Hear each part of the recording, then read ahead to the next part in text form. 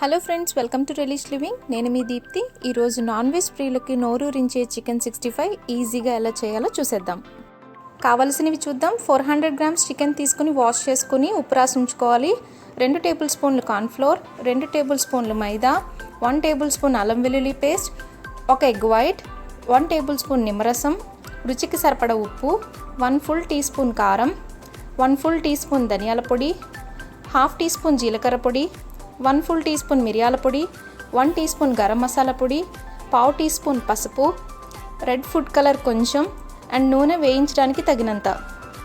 ఒక 4 పచ్చిమిర్చి పొడవుగా కట్ చేసుకోవాలి. 4 వెల్లుల్లి చిన్నగా కట్ చేసుకోవాలి. 1 టేబుల్ స్పూన్ స్ప్రింగ్ ఆనియన్స్ లేదా ఉల్లిపాయ ముక్కలు, అలాగే కొంచెం కొత్తిమీర, కరివేపాకు. ఒక మిక్సింగ్ బౌల్లో డ్రై ఇంగ్రీడియంట్స్ యాడ్ చేసుకోవాలి. మైదా పిండి, కార్న్ఫ్లోర్, రుచికి సరిపడ ఉప్పు, పావు టీ స్పూన్ పసుపు, 1 ఫుల్ టీ స్పూన్ కారం వేసుకోవాలి. అలాగే 1 ఫుల్ టీ స్పూన్ ధనియాల పొడి, హాఫ్ టీ స్పూన్ జీలకర్ర పొడి, 1 టీ స్పూన్ గరం మసాలా పొడి, 1 ఫుల్ టీ స్పూన్ మిరియాల పొడి, కొంచెం రెడ్ ఫుడ్ కలర్ని కూడా వేసి ఈ డ్రై ఇంగ్రీడియంట్స్ అన్నీ కూడా కలిసే వరకు స్పూన్తో ఒకసారి మిక్స్ చేసి పెట్టుకోవాలి.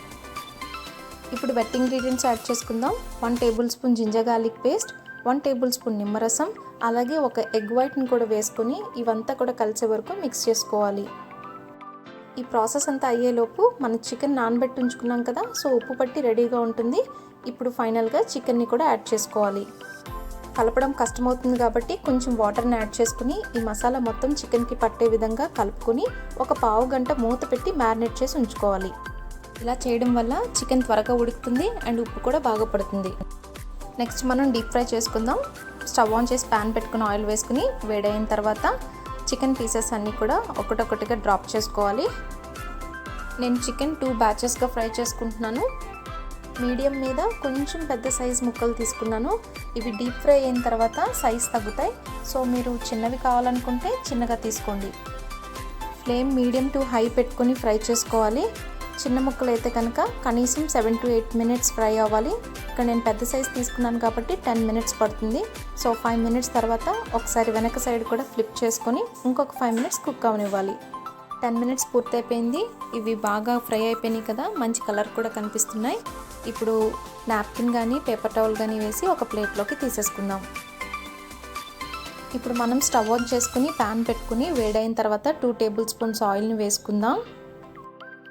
ఆయిల్ వేడైంది కదా, ఇప్పుడు చిన్నగా కట్ చేసిన వెల్లుల్లిపాయ ముక్కల్ని వేసుకోవాలి.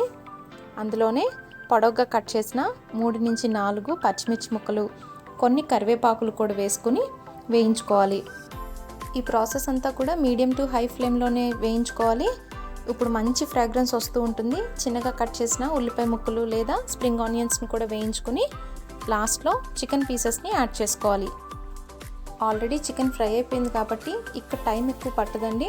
కొంచెం కరివేపాకు, పచ్చిమిర్చి, అలాగే వెల్లుల్లి ఫ్రేగ్రెన్స్ అంతా కూడా చికెన్కి పట్టే విధంగా 2 మినిట్స్ వేయించుకుని లాస్ట్లో కొత్తిమీర కూడా వేసుకుని ఒకసారి కలుపుకోవాలి. మన చికెన్ 65 రెడీ అయిపోయిందండి. ఇప్పుడు ఒక సర్వింగ్ ప్లేట్లోకి తీసుకుందాం.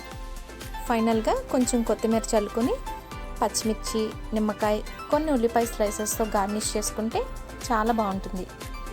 సో లేట్ చేయకుండా ఈ రెసిపీని మీరు కూడా ట్రై చేసేయండి. మీ వాల్యుబుల్ కామెంట్స్ నాకు చెప్పండి. నా వీడియో కనుక నచ్చినట్లయితే like, share and subscribe to my channel. నా నోటిఫికేషన్ కోసం బెల్ ఐకాన్ ప్రెస్ చేయడం మర్చిపోవద్దు. Thanks for watching. Bye bye.